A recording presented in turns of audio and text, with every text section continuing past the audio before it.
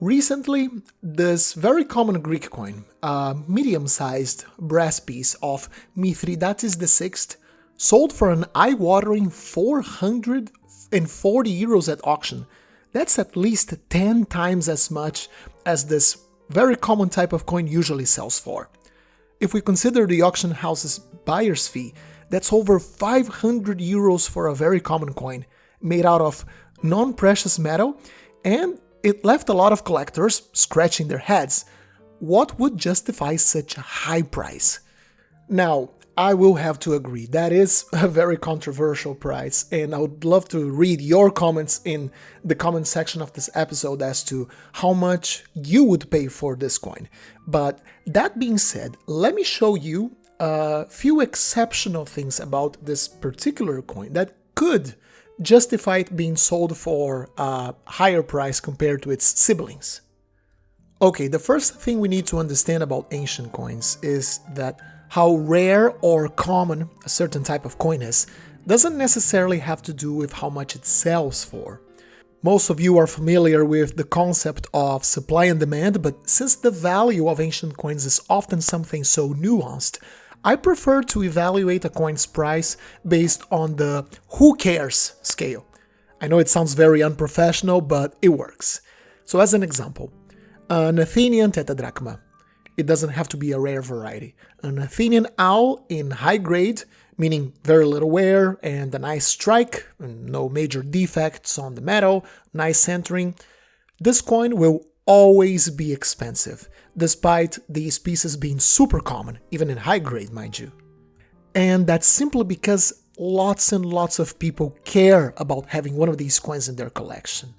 The reason for why people care can be varied. Historical significance matters, so a coin of Athens will entice people's inner history nerd more than another coin issued at a lesser known Greek city. The type might be particularly beautiful, so for example anything from Syracuse comes to mind. They produced beautiful coins all the way down to their little bronzes, so the simple fact the word Syracuse appears at an auction will bring some interest. It might also be a rare variety of a popular type of coin. So, as another example, most coins issued for the Roman Emperor Gallienus are incredibly cheap.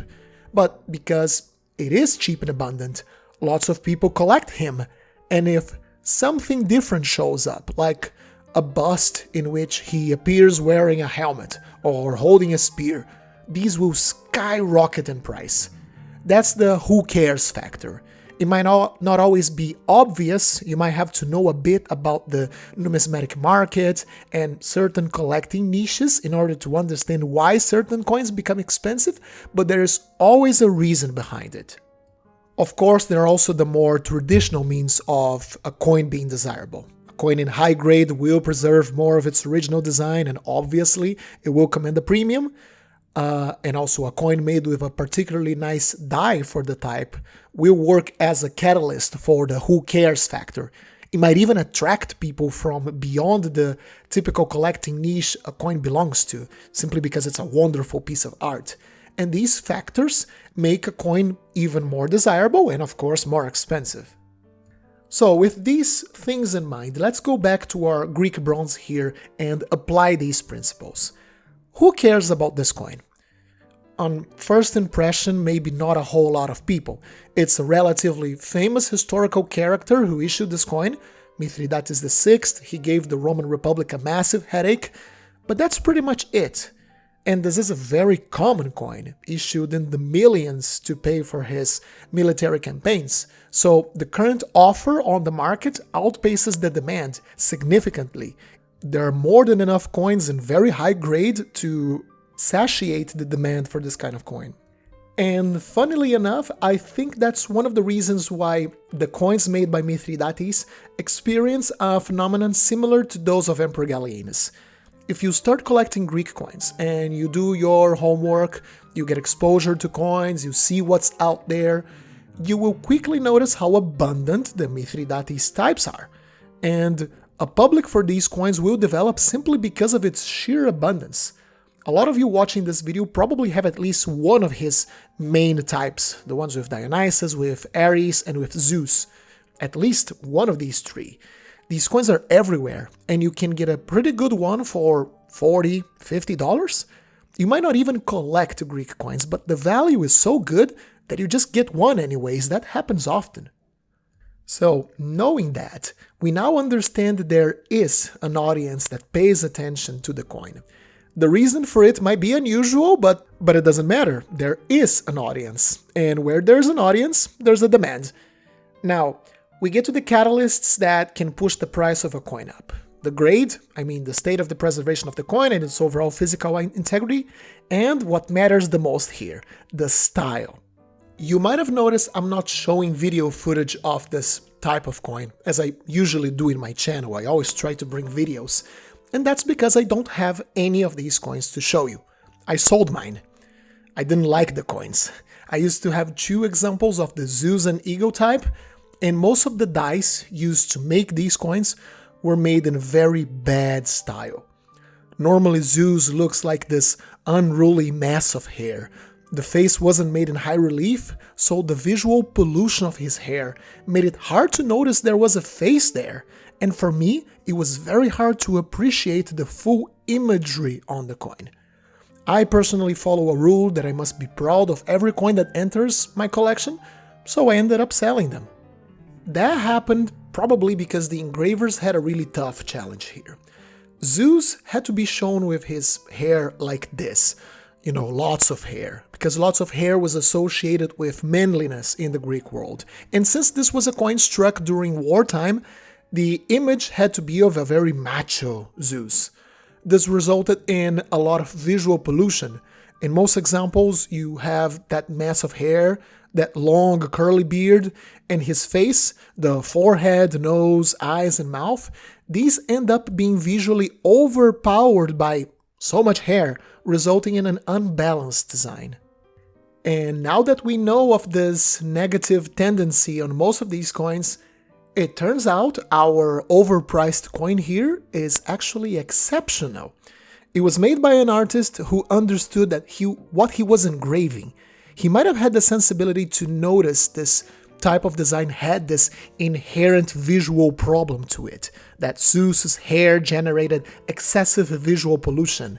And as we look at the face of the god here in the expensive coin, the engraver put a lot of effort on reinforcing the facial features of Zeus to make his face pop out more, become more visually imposing, making it easily visible despite the mass of curly hair everywhere.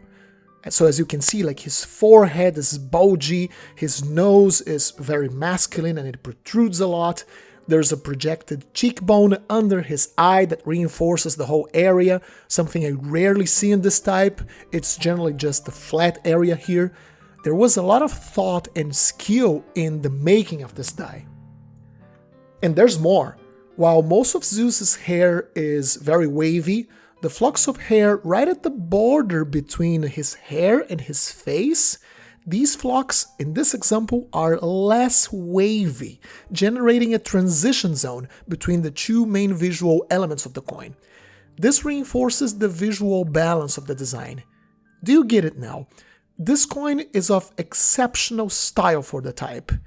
These were made in the millions. Engravers must have been in a hurry to make the dies for these, but whoever made this die decided to take his time, resulting in an excellent portrait. Is it 500 euros excellent? Well, that's up to the market to decide, but it is undeniable that all of the ingredients for a coin to be expensive are here. There is a who cares factor, the coin is in a fantastic state of preservation, and it is made in a style that surpasses 99% of the coins of the type. Exceptional coin, exceptional prices.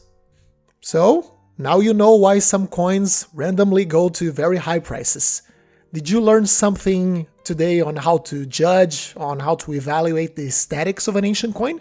If you did, make sure to leave a comment and a like in this video, as it really helps the channel. And happy collecting! I'll see you soon! Let me give a special thank you to all of my amazing channel members and Patreons for their generous support. This channel would not be the same without your help. And if you would like to be part of this list, have early access to my videos when they are uploaded to YouTube, and a series of other perks, make sure to check out my Patreon page and my members tab on YouTube. Thank you very much.